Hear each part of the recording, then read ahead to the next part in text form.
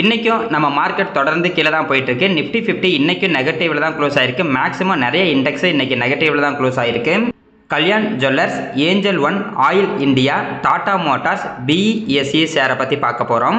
இது எல்லா ஸ்டாக்குமே அதோட ஹையில் இருந்து இப்போ லோ ப்ரைஸில் வந்து ட்ரேட் ஆகிட்டுருக்கு. லாஸ்ட் 5 வருஷத்தில் டாடா மோட்டார்ஸ் எவ்வளவு ப்ரைஸ் இன்க்ரீஸ் ஆகிருக்கு அப்படின்னு பார்க்க போகிறோம்.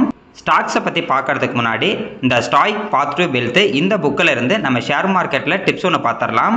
நிறைய பேர் என்ன நினைப்பாங்கன்னா, ஷேர் மார்க்கெட்டில் அதிகப்படியான காசு நம்மக்கிட்ட இருந்துச்சுன்னா நம்மளால் அதிகப்படியான லாபம் எடுக்க முடியும் அப்படின்ற மாதிரி நினைப்பாங்க. அப்போல்லாம் கிடையாதுங்க. நம்மக்கிட்ட எவ்வளவு தான் காசு இருந்தாலுமே ஸ்டாக் மார்க்கெட்டு நாலேஜ் நம்மளுக்கு இல்லை அப்படின்னா நம்மளால் லாபம் வந்து எடுக்க முடியாது. எக்ஸாம்பிளுக்கு நம்மக்கிட்ட ஒரு 1000 ரூபாய் இருந்து 10% 100 ரூபாய் லாபம் எடுக்க முடிகிற ஸ்கில் நம்மக்கிட்ட இருக்குது அப்படின்னா நம்மக்கிட்ட 1 கோடி ரூபாய் இருந்தாலும் அதே 10% வச்சு 10 லட்ச ரூபா நம்மளால் வந்து சம்பாதிக்க முடியும். 1000 ரூபாய் வச்சுருக்கும் போது நம்மக்கிட்ட எந்த ஒரு ஸ்கில் இல்லை, நம்மளே ஒரு ஸ்டாக்கை ஏதோ ஒன்று நம்ம வாங்குகிறோம், அது இன்க்ரீஸ் ஆனதுக்கப்புறம் நம்ம விற்கிறோம், இப்படின்ற மாதிரிலாம் இருந்தோம்னா நம்மக்கிட்ட எவ்வளவு கோடி பணம் இருந்தாலுமே நம்மளால் கரெக்டான ஒரு முதலீடு வந்து பண்ண முடியாது. நிறைய பேர் என்ன தப்பு பண்ணுறாங்கன்னா, அவங்கக்கிட்ட இருக்க ஸ்கில்லை அதிகமாக்கிறதுக்கு பதிலாக என்கிட்ட காசு இல்லை அதனால தான் நான் இப்படி இருக்கேன் அப்படின்ற மாதிரி சொல்லிட்டு இருப்பாங்க. அப்போல்லாம் கிடையாதுங்க. ஃபஸ்ட்டு நம்ம ஸ்கில்லை வந்து வளர்த்துக்கணும். அப்போ தான் நமக்கு அதிகப்படியான லாபமும் நம்மளுக்கு வந்து கிடைக்கும். எந்த அளவுக்கு ஸ்டாக் மார்க்கெட் நாலேஜ் நமக்கு அதிகமாகுதோ அந்த அளவுக்கு நம்ம ஸ்டாக் மார்க்கெட்லேருந்து லாபமும் எடுக்க முடியும், அமௌண்ட் நம்மளுக்கு கிடைக்கும். அறிவு அப்படிங்கிறது டெய்லி நான் வந்து ஷேர் மார்க்கெட் நியூஸை பார்த்துட்ருக்கேன், டெய்லியும் இந்த ஸ்டாக்கோட ப்ரைஸ் எங்கே போகுது எங்கே வருது அப்படின்னு பார்த்துட்ருக்கேன் அப்படிங்கிறது கிடையாதுங்க. இன்வெஸ்ட்மெண்ட் அப்படிங்கிறது தனி ஒரு இது. இன்வெஸ்ட்மெண்ட்டுக்கு அப்புறம் தான் அந்த ஸ்டாக்கோட ப்ரைஸு வந்து எப்படி போகுது அப்படிங்கிறது நம்மளுக்கு வந்து தெரியும். அதாவது வெறும் ஸ்டாக்கோட ப்ரைஸு இன்றைக்கி என்ன நடந்துக்கிட்டு இருக்குது, யூஎஸில் என்ன பண்ணிகிட்டு இருக்காங்க அப்படின்னு பார்க்குறத தாண்டியும் ஷேர் மார்க்கெட் நாலேஜ் அப்படிங்கிறது தனி. ஒரு ஸ்டாக்கை பற்றி நம்ம அனலைஸ் பண்ணுறோம் அப்படின்னா அந்த கம்பெனி என்ன பண்ணுறாங்க, எந்த மாதிரிலாம் ஒரு டெசிஷன் எடுக்கிறாங்க, எந்த மாதிரி அவங்களோட பிஸ்னஸ் வந்து க்ரோத் பண்ண போகிறாங்க அப்படிங்கிறதான் தெரிஞ்சுக்கணும். அதை விட்டுட்டு இந்த கம்பெனியோட ஸ்டாக்கோட ப்ரைஸ் எப்படி போயிட்டுருக்கு, அடுத்த வாரம் ஸ்டாக்கோட ப்ரைஸ் என்ன ஆகும், இல்லை ஒரு வருஷம் கழிச்சு அந்த ஸ்டாக்கோட ப்ரைஸ் என்ன ஆகும் அப்படின்னு நம்ம பார்த்துட்டு இருந்தோம்னா நம்மளால் பணம் வந்து சம்பாதிக்க முடியாது. அடுத்தது ஒரு ஃபீல்டில் நம்ம பெரிய ஆள் ஆகணும் அப்படின்னா அந்த ஃபீல்டில் யார் ரொம்ப பெரிய ஆளாக இருக்காங்களோ அவங்கக்கிட்ட தான் நம்ம போய் கற்றுக்கணும். எக்ஸாம்பிளுக்கு இப்போ நம்ம ஒரு சிங்கமாக ஆகணும் அப்படின்னு நம்ம முடிவு எடுத்தோம்னா சிங்கத்துக்கிட்ட போய் தான் எல்லாமே வந்து கற்றுக்கணும். அதை விட்டுட்டு அந்த காட்டுக்குள்ளே இருக்க மான்ட்ட நம்ம போய் ட்ரைனிங் எடுத்துக்கிட்டு இருந்தோம்னா நம்ம மானாக தான் மாறுவோம். அதே மாதிரி நீங்கள் கற்றுக்கிறவங்க வந்து பார்த்தீங்கன்னா உங்களுக்கு அவங்க நாலேஜை வந்து கொடுக்கணும். ப்ளஸ்ஸு அதை வச்சுக்கிட்டு நீங்கள் முன்னேறதுக்கான எல்லா ஆப்ஷன்ட்டையும் அந்த இடத்துல இருக்கணும். அதை விட்டுட்டு நான் சொல்கிறத மட்டும் நீங்கள் பண்ணுங்க அப்படின்னு யாராவது சொன்னாங்க அப்படின்னா அங்கேருந்து உங்களால் முன்னேறவே முடியாது. சிம்பிளாக சொல்லணும்னா உங்களோட ஸ்கில்லை வந்து வளர்த்துக்குங்க நிறையா. அப்போ தான் ஷேர் மார்க்கெட் நம்மளால் அதிகமான வெல்த்தை வந்து கிரியேட் பண்ண முடியும். இன்றைக்கும் நிஃப்டி 50 வந்து பார்த்தீங்கன்னா 0.66% 166 நெகட்டிவ்ல இருந்து க்ளோஸ் ஆகிருக்கு. லாஸ்ட்டு ஒரு வாரமாகவே நம்ம நிஃப்டி 50 குறைஞ்சிக்கிட்டே இருக்குது. நிஃப்டி 50 இண்டெக்ஸு ஷேர் எல்லாமே வந்து பார்த்தீங்கன்னா ஒரு ஹை போகும், அதுக்கப்புறம் லோ வரும், மறுபடியும் ஹை போகும், மறுபடியும் லோ வரும். அப்படி தான் வந்து பார்த்தீங்கன்னா ஒர்க் ஆகும் இந்த ஷேர் மார்க்கெட்டை. இப்போ போன வாரம் நம்ம பார்க்கும் போதே கரெக்டாக அதோட ஹையில் போயிட்டு அப்படியே ரிவர்ஸ் ஆகிற மாதிரி இருந்துச்சு, அது கீழே இறங்குற மாதிரி இருந்துச்சு. இப்போ கீழே இறங்கிக்கிட்டே இருக்குது. இது நிறைய பேர் இங்கே இந்த ஸ்விங் ட்ரேடிங் பண்ணுறவங்களாம் என்ன பண்ணுவாங்கன்னா, கரெக்டாக அதோட ஹை போயிட்டு கரெக்டாக ரிவர்ஸ் ஆகும்போது சேல் பண்ணிவிடுவாங்க அவங்க ஸ்டாக்கெல்லாம். அதுக்கப்புறம் இப்போ லாஸ்ட் ஒரு வாரமாக வெயிட் பண்ணிகிட்டு இருப்பாங்க, எப்போ மறுபடியும் கீழேருந்து மேலே போகும் அப்படின்ற மாதிரி. மேபி இந்த 24,400 டச் பண்ணிட்டு கூட இந்த மேலே போகலாம். இந்த யூஎஸ் டேரிஃப் இஷ்யூ இப்போ வந்து பார்த்தீங்கன்னா பாஸ்போர்ட்டு விசா இஷ்யூலாம் வந்துகிட்டு இருக்கு. அதனால டெம்பரரியாக இப்போ மார்க்கெட் வந்து கீழே வந்து போயிட்டு இருக்கு. இது எல்லாமே வந்து பார்த்தீங்கன்னா நமக்கு பாசிட்டிவாக இருக்கும். எந்த அளவுக்கு மார்க்கெட் கீழே போகுதோ நமக்கு நல்ல ஒரு ஆப்பர்ச்சுனிட்டியாகவே இருக்கும். பார்க்கலாம். மேபி இப்போ இந்த மார்க்கெட் 2400 போய் டச் பண்ணிட்டு மேலே போணுச்சுன்னா ரொம்ப நல்லாயிருக்கும். இந்த மாதிரி டைமில் தான் நம்ம அவசரப்படாமல் நம்ம அமௌண்ட்டை லாஸ்ட்டு ஒரு வாரமாக வந்து பார்த்தீங்கன்னா பத்திரப்படுத்தி வச்சுருப்பாங்க. அவசரப்பட்டு கீழே வந்துச்சு அப்படிலாம் போட மாட்டாங்க. ஓகே மார்க்கெட்டிங் கீழே போய்கிட்டு இருக்கு, அதனால் கொஞ்சம் வெயிட் பண்ணுவோம் அப்படின்ற மாதிரி வெயிட் பண்ணிகிட்டு இருப்பாங்க. பார்க்கலாங்க. மார்க்கெட் ரிவர்ஸ் ஆனிச்சுன்னா நம்மக்கிட்ட இருக்க எல்லா ஸ்டாக்கோட ப்ரைஸும் மறுபடியும் இன்க்ரீஸ் ஆகி மேலே போகும்.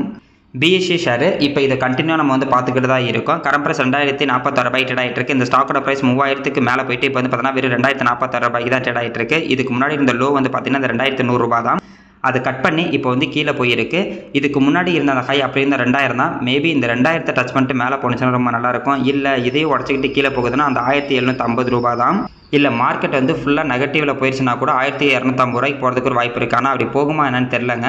இருந்தாலும் இந்த 2000 அப்படிங்கிறது நல்ல ஒரு சப்போர்ட் லெவல் தான். பார்க்கலாம். நிறைய பேர் இப்போ ஸ்விங் ட்ரேடிங் எடுக்கிறவங்களாம் என்ன பண்ணுவாங்கன்னா இந்த 2000 வரப்போ வந்து வாங்கிக்குவாங்க. அதுக்கப்புறம் மார்க்கெட் இன்க்ரீஸ் ஆகி மேலே போகும்போது இந்த ஸ்டாக்கோட ப்ரைஸும் மேலே போணுச்சுன்னா ஒரு 10-15% அவங்க வெளியே வந்துடுவாங்க. பார்ப்போம் என்ன ஆகுதுன்னு. அடுத்தது கல்யாண் ஜுவல்லர்ஸ், இந்த ஸ்டாக்கை பற்றி கேட்டிருந்தாங்க. நம்ம சப்ஸ்கிரைபர்ஸ் நிறைய பேர் வந்து பார்த்தீங்கன்னா கல்யாண் ஜுவல்லர்ஸ் வந்து முதலீடு பண்ணியிருக்காங்க. நிறைய பேர் இந்த 550 ரூபா 600 ரூபா போகும்போது ஹையில் போய் வாங்கியிருக்காங்க. இப்போ என்ன பண்ணுறதுன்னு கேட்டாங்க. ஃபஸ்ட்டு கல்யாண் ஜுவல்லர்ஸ் கம்பெனியை பற்றி நம்ம எல்லாத்துக்குமே தெரியும். இவங்க வந்து பார்த்தீங்கன்னா கோல்டு, சில்வரு, டைமண்டு இந்த மாதிரி ஜுவல்லரி பிஸ்னஸில் தான் இருக்காங்க. அதாவது கல்யாண் ஜுவல்லர்ஸு அந்த கடை தான். இவங்க வந்து பார்த்தீங்கன்னா இவங்க லிஸ்டானப்போல இருந்து நல்ல ஒரு குரோத்தில் இருந்துகிட்டு இருந்தாங்க. அதுவும் இல்லாமல் கோல்டோட ப்ரைஸ்லாம் இன்க்ரீஸ் ஆனிச்சு. இவங்களுக்கு நல்ல சேல்ஸ் நடந்துச்சு. நல்லா இன்க்ரீஸ் ஆகிட்டே இருந்தாங்க. ஆனால் வேல்யூஷன் படி ரொம்ப அதிகப்படியான வேல்யூஷனுக்கு வந்து போய்கிட்டே இருந்தாங்க. எந்த ஒரு கம்பெனியாக இருந்தாலுமே அதிகமான வேல்யூஷன் வந்து பார்த்தீங்கன்னா அதிகமான குரோத்தில் இருக்கும்போது இருக்கும். மார்க்கெட் வந்து கிராஷ் ஆகுது, இல்லை அந்த கம்பெனிக்கு ஏதாவது கொஞ்சமாக ஒரு பேட் நியூஸ் வந்தால் கூட வந்து பார்த்தீங்கன்னா அது வந்து அதிகமான வேல்யூஷன் இருக்குது அப்படின்ற மாதிரி சொல்லி ரொம்ப டவுனுக்கு வந்து கொண்டு வருவாங்க. இப்போ கல்யாண் ஜுவல்லர்ஸ் அதை நடந்துகிட்டு இருக்கு. ப்ளஸ் இப்போ வந்து பார்த்தீங்கன்னா கோல்டோட ப்ரைஸ் இன்க்ரீஸ் ஆகிக்கிட்டே இருக்குது. கோல்டோட ப்ரைஸு அதிகமாகறனால நிறைய பேர் கோல்டு வந்து பார்த்தீங்கன்னா வாங்க மாட்டாங்க அப்படின்ற மாதிரியும் ஒரு தாட் இருக்குது. அதனாலேயும் இப்போ இந்த ஸ்டாக்கோட ப்ரைஸ் வந்து கம்மி பண்ணிக்கிட்டே இருக்காங்க. நம்ம மார்க்கெட் கேப் வந்து பார்த்திங்கன்னா இந்த கம்பெனிக்கு 47,761 கோடிக்கு மேலே இருக்குது. 52 வீக் லோ 399, 52 வீக் ஹை 795. ஸ்டாக்கோட பி ரேஷியோ 59 இருக்குது. இன்ட்ரெஸ்ட் பி ரேஷியோ 28 தான் இருக்குது. இப்போவும் ஸ்டாக்கோட பி ரேஷியோ ரொம்ப அதிகமாக இருக்குது. புக் வேல்யூ வெறும் 46 ரூபாய் 60 பைசால தான் இருக்குது. டிவிடெண்ட் ஈல்டு 0.30% இருக்காங்க. ROC 15%, ROE 16%, ROIC 19%, OPM 6.21% இருக்குது. இன்ட்ரின்சிக் வேல்யூ 154 வந்து இருக்குது. பிஜி ரேஷியோ 1.26 இருக்காங்க. ப்ரைஸ் டு புக் வேல்யூ பார்க்கும்போது 9.90 இருக்குது. டெப்ட் ஈக்விட்டி 1.03 இருக்குது. ஓவராலாக அந்த ரேஷியோ வச்சு பார்க்கும்போது இந்த ஸ்டாக்கோட ப்ரைஸ் இப்போ வந்து பார்த்தீங்கன்னா அதிகமான வேல்யூஷன் தான் இருக்குது. அடுத்தது நம்ம இவங்களோட ப்ராஃபிட் அண்ட் லாஸ் ஸ்டேட்மெண்ட் வந்து பார்க்கலாம். ப்ராஃபிட் அண்ட் லாஸ் ஸ்டேட்மெண்ட்டை பொறுத்த வரைக்கும் இவங்களுக்கு வந்து பார்த்திங்கன்னா சூப்பரான ஒரு லாபம் தான் கிடச்சிக்கிட்டு இருக்கு. எக்ஸாம்பிளுக்கு கொரோனாக்கு அப்புறம் வந்து பார்க்கலாம். மார்ச் 2020 சேல்ஸு 10,101 கோடியும் நெட் ப்ராஃபிட்டாக 142 கோடி வந்து கிடச்சிருக்கு. அதுக்கப்புறம் 2021 நெகட்டிவ் ரிட்டர்ன் கொடுத்துருக்காங்க. ஆனால் மார்ச் 2025 உங்களோட சேல்ஸ் 25,045 கோடியாக, நெட் ப்ராஃபிட் வந்து பார்த்தீங்கன்னா 714 கோடியாக வந்து கிடச்சிருக்கு. அதாவது நெட் சேல்ஸும் இன்க்ரீஸ் ஆகிட்டு இருக்கு, நெட் ப்ராஃபிட்டும் இன்க்ரீஸ் ஆகிட்டு இருக்கு. அதனால் இவங்களுக்கு ப்ராஃபிட்டை பொறுத்த வரைக்கும் எந்த ஒரு பிரச்சனையும் இல்லை, ரொம்ப நல்லா தான் வந்து போயிட்டுருக்கு. அடுத்தது இவங்களோட CAGR வந்து பார்க்கலாம். சேல்ஸ் growth லாஸ்ட் 5 வருஷத்தில் 20% இருக்குது. ப்ராஃபிட் growth 38% இருக்குது. இது ரெண்டுமே கம்பெனியோடது. சேல்ஸ் growth நல்லா இருக்குது, ப்ராஃபிட் growth நல்லாவே இருக்குது. ஸ்டாக்கோட ப்ரைஸை பொறுத்த வரைக்கும் லாஸ்ட் 3 வருஷத்தில் 75% வந்து லாபம் கொடுத்துருக்கு, அதாவது இன்க்ரீஸ் ஆகிருக்கு. 3 வருஷத்துக்கு முன்னாடி இந்த ஸ்டாக்கில் ஒருத்தர் முதலீடு பண்ணியிருந்தா கூட வருஷம் 75% இந்த ஸ்டாக்கோட ப்ரைஸ் இன்க்ரீஸ் ஆகிருக்கும். லாஸ்ட் ஒரு வருஷத்தில் 37% வந்து நெகட்டிவில் இருக்குது. அது ஒரு வருஷத்துக்கு முன்னாடி இந்த ஸ்டாக்கில் யாராவது முதலீடு பண்ணியிருந்தா கூட நெகட்டிவில் தான் இப்போதைக்கு இருப்பாங்க. ரிட்டர்ன் ஈக்விட்டி வந்து பார்க்கும்போது கிட்டத்தட்ட 15% இருக்குது. ஓவராலாக அந்த ரேஷியோலுமே நல்ல ரேஷியோ தான். அடுத்தது நம்ம இவங்களோட ஷேர் ஹோல்டிங் பேட்டர்ன் வந்து பார்க்கலாம். ப்ரொமோட்டர்கிட்ட 62.81% ஷேர் ஹோல்டிங் இருக்குது. எஃப்ஐட்ட வந்து பார்த்தீங்கன்னா 16.83% ஷேர் ஹோல்டிங் இருக்குது. டிஐட்ட 13.34% ஷேர் ஹோல்டிங்கும், ரீட்டைல் பீப்புள்கிட்ட 7% ஷேர் ஹோல்டிங் பேட்டர்ன் இருக்குது. ஷேர் ஹோல்டிங் பேட்டர்ன் ரொம்ப நல்லாவே இருக்குது. ஏன்னா எஃப்ஐடிஐ எல்லாமே வந்து இருக்காங்க. இந்த ஸ்டாக்கோட ப்ரைஸை பொறுத்த வரைக்கும் கிட்டத்தட்ட 787 ரூபாய்க்கு மேலே போயிட்டு இப்போ வெறும் 465 ரூபா பக்கத்தில் தான் இருக்குது. பார்க்கலாங்க. இதுக்கு முன்னாடி இருந்த அந்த லோ வந்து பார்த்தீங்கன்னா கிட்டத்தட்ட அந்த 440 ரூபா இந்த மாதிரி இருக்குது. மேபி இந்த 430 டச் பண்ணிட்டு மேலே போனால் நல்லாயிருக்கும். இல்லை அப்படின்னா அந்த 400 ரூபா அப்படிங்கிறது லோ ப்ரைஸாகவே இருக்குது, அதையும் டச் பண்ணி மேலே போனால் நல்லாயிருக்கும். பார்ப்போங்க. இப்போ நிறைய பேர் இந்த ஹைலேருந்து வாங்கியிருந்தீங்கன்னா இப்போ ஒன்றும் பண்ண முடியாது. அந்த 430 ரூபாலாம் போகும்போது நிறைய பேர் வந்து அக்குமுலேட் பண்ணி வச்சுக்குவாங்க. ஏன்னா அப்போ தான் ஆவரேஜ் ப்ரைஸ் அப்படின்றது கம்மியாகும். என்கிட்ட காசு இல்லை அப்படின்னா நம்ம அமைதியாகவே இருந்தால் போதும். பார்ப்போங்க. ஷேர் மார்க்கெட்னாவே இப்படி தான். ஸ்டாக்கோட ப்ரைஸ் கீழே வரும், அதுக்கப்புறம் கொஞ்சம் நாள் கழிச்சு இன்க்ரீஸ் ஆகும். இன்னமும் வேல்யூஷன் அப்படிங்கிறது அதிகமாக தான் இருக்குது. பார்ப்போம். மார்க்கெட் ரிவர்ஸ் ஆன்சர்னா இந்த ஸ்டாக்கோட ப்ரைஸ் இன்க்ரீஸ் ஆனாலும் ஆகும். ஆயில் இந்தியா, இந்த ஸ்டாக்கை பற்றி கேட்டிருந்தாங்க. ஆயில் இந்தியாவை பொறுத்த வரைக்கும் கிட்டத்தட்ட 720 ரூபாய்க்கு மேலே இந்த ஸ்டாக்கோட ப்ரைஸ் இப்போ வெறும் 400 ரூபாய்க்கு வந்து ட்ரேட் ஆகிட்டு இருக்கு. இதில் வந்து பார்த்தீங்கன்னா ஒரு நியூஸும் இருக்குது. லாஸ்ட் 5 வருஷத்தில் 609% ஸ்டாக்கோட ப்ரைஸ் வந்து இன்க்ரீஸ் ஆகிருக்கு. இவங்க வந்து பார்த்தீங்கன்னா குரூட் ஆயில் பிஸ்னஸ்லாம் இருக்காங்க. குரூட் ஆயில் பிஸ்னஸ் வந்து பார்த்தீங்கன்னா குரூட் ஆயிலை பூமியிலேருந்து எடுத்து அதை ப்ராசஸ் பண்ணி நம்மளுக்கு சேல் பண்ணிட்டு இருக்காங்க. கொஞ்ச நாளைக்கு முன்னாடி குரூட் ஆயிலோட ப்ரைஸ் வந்து ரொம்ப கம்மியாக இருந்துச்சு. அதனால் இந்த ஸ்டாக்கோட ப்ரைஸ் பார்த்தீங்கன்னா கம்மி பண்ணாங்க. இப்போ குரூட் ஆயிலோட ப்ரைஸ் அதிகமாகிட்டு தான் இருக்குது. மேபி இதுக்கப்புறம் இவங்க நல்ல ரிசல்ட் கொடுத்தாங்கன்னா ரொம்ப நல்லாயிருக்கும். இந்த குவார்ட்டரில் இவங்க நல்ல ரிசல்ட் கொடுத்தாங்கன்னா இந்த ஸ்டாக்கோட ப்ரைஸ் இன்க்ரீஸ் ஆகிறதுக்கு ஒரு வாய்ப்பு இருக்குது. கிட்டத்தட்ட கீழே வந்து பார்த்தீங்கன்னா 330 வரைக்கும் போணுச்சு. இப்போ வந்து 410 ரூபாயில் வந்து ட்ரேட் ஆகிட்டு இருக்கு. இந்த ஸ்டாக்கோட ப்ரைஸ் 445 ரூபா போகிறதுக்கு வாய்ப்பு இருக்குன்னு சொல்லியிருக்காங்க இந்த ஒரு வாரத்தில். இது வந்து பார்த்தீங்கன்னா புரோக்கர்ஸ் வந்து கால் தான் வந்து கொடுத்துருக்காங்க, கண்டிப்பாக போகும் அப்படிங்கிறதுலாம் கிடையாது. இருந்தாலும் 445 ரூபா போகிறதுக்கு ஒரு வாய்ப்பு இருக்குது அப்படின்ற மாதிரி வந்து எடுத்துக்கலாம். பார்க்கலாங்க. இதுக்கு முன்னாடி இந்த லோ ப்ரைஸில் இப்போ வந்து ட்ரேட் ஆகிட்டு தான் இருக்குது. இவங்க வருஷத்துக்கு 3 தடவை டிவிடெண்ட் கொடுத்துட்ருக்காங்க. என்கிட்ட இந்த ஸ்டாக் இருக்குது. கிட்டத்தட்ட 25% நம்ம நெகட்டிவில் இருக்குது. நான் 530 ரூபாய்க்கு சம்திங் வந்து வாங்கியிருந்தேன். அதுக்கப்புறம் நான் வந்து பார்த்தீங்கன்னா இன்னும் அக்குமுலேட் பண்ணவே இல்லை, அப்படியே விட்டுட்டேன். 2 தடவை என்னமோ எனக்கு டிவிடெண்ட் வந்திருக்கு. இப்போ போன மாதம் கூட டிவிடெண்ட் கொடுத்தாங்கன்னு நினைக்கிறேன். வெயிட் பண்ணுவாங்க, பார்க்கலாம் இது என்ன ஆகுது அப்படின்னு. அடுத்தது ஏஞ்சல் ஒன் லிமிடெடு. இந்த ஸ்டாக்கை பற்றியும் கேட்டிருந்தாங்க. இந்த ஸ்டாக் வந்து பார்த்தீங்கன்னா அதோட ஹையிலிருந்து இப்போ லோ ப்ரைஸ் வந்து ட்ரேட் ஆகிட்டு இருக்கு. ஏஞ்சல் ஒன்னை பொறுத்தவரைக்கும் இவங்க என்ன பிஸ்னஸ் இருக்காங்க நம்மளுக்கு வந்து தெரியும். டிஸ்கவுண்ட் ப்ரோக்கராக இருக்காங்க. மேக்ஸிமம் இவங்களோட பிஸ்னஸ் எல்லாமே சுற்றி ஸ்டாக் மார்க்கெட்டில் தான் இருக்கும். அதாவது இப்போ வந்து பார்த்தீங்கன்னா நம்ம ரீட்டைல் பீப்புள் அப்படின்னா டிமெண்ட் அக்கௌண்ட் ஓப்பன் பண்ணி ஸ்டாக் வந்து பை அண்ட் வந்து செல் பண்ணிக்கிறோம். அதே மாதிரி மியூச்சுவல் ஃபண்டையும் வாங்கிக்கலாம். செக்யூரிட்டிஸ், பாண்ட்ஸு, அதுக்கப்புறம் வந்து பார்த்தீங்கன்னா ஃபிக்ஸ்டு டெபாசிட், எஸ்ஐபி எல்லாமே இந்த ஆப்பில் நம்ம வந்து பண்ணிக்கலாம். இவங்களோட பிஸ்னஸ் ஃபுல் அண்ட் ஃபுல் வந்து பார்த்தீங்கன்னா ஷேர் மார்க்கெட்டில் தான் இருக்குது. இன்வெஸ்ட்மெண்ட் பேங்கர்ஸாகவும் இவங்க வந்து இருக்காங்க. இந்த ஸ்டாக்கோட ப்ரைஸ் வந்து பார்த்தீங்கன்னா நல்ல ஒரு ஹை போனாங்க, அதுக்கப்புறம் நல்ல ஒரு லோ வந்தாங்க, மறுபடியும் ஹை போனாங்க, லோ வந்தாங்க, மறுபடியும் ஒரு ஹை போயிட்டு இப்போ நல்ல ஒரு லோ வந்திருக்காங்க. பார்க்கலாம், இதோட லோ அப்படிங்கிறது 2000 இருக்குது. மேபி இப்போ மார்க்கெட்டே கொஞ்சமாக கீழே போயிட்டு இருந்துச்சு அப்படின்னா இந்த 2000 போய் டச் பண்ணிச்சுன்னா நம்மளுக்கு நல்ல ஒரு வாய்ப்பு கிடைக்கும். நம்ம இதுக்கு முன்னாடி 2-3 தடவை இருந்த லாபம் எடுத்திருக்கோம்.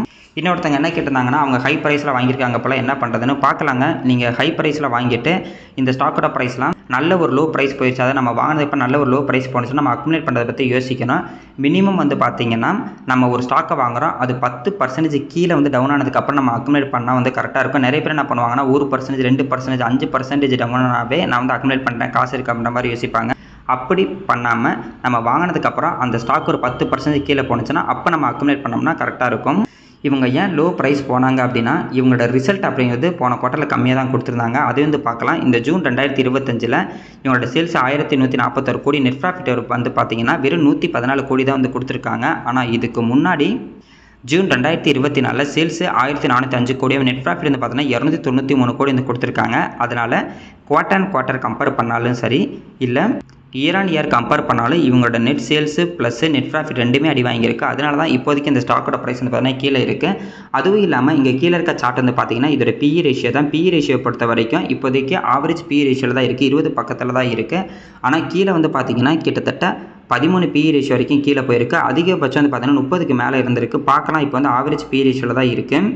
இதுக்கப்புறம் அப்படியே மேலே போணுச்சுன்னா ரொம்ப நல்லாயிருக்கும். இதெல்லாம் நம்ம வெயிட் பண்ணி பார்ப்பாங்க. மேபி இந்த குவார்ட்டரில் இவங்க நல்ல ரிசல்ட் கொடுத்தாங்க அப்படின்னா இந்த ப்ரைஸ் வந்து இன்க்ரீஸ் ஆகிறதுக்கு ஒரு வாய்ப்பு இருக்குது. இல்லை அப்படின்னா மார்க்கெட் வந்து ரிவர்ஸ் ஆகுது, அதாவது கீழே இருந்து மார்க்கெட் வந்து ஒரு புல் ரன் போகுது அப்படின்னாலும் இந்த ஸ்டாக்கோட ப்ரைஸ்லாம் இன்க்ரீஸ் ஆகிறதுக்கு ஒரு வாய்ப்பு இருக்கும். டாடா மோட்டார்ஸு, இந்த ஸ்டாக்கை பற்றி கேட்டிருந்தாங்க. கரண்ட் ப்ரைஸ் 664 ரூபாய் ட்ரேட் ஆகிட்டு இருக்கு. டாடா மோட்டார்ஸை பற்றி நம்மளுக்கு வந்து தெரியும், ஏன்னா இவங்க வந்து என்ன பிஸ்னஸில் இருக்காங்க அப்படிங்கிறது இந்தியாவில் இருக்கக்கூடிய எல்லாத்துக்குமே வந்து தெரியும்.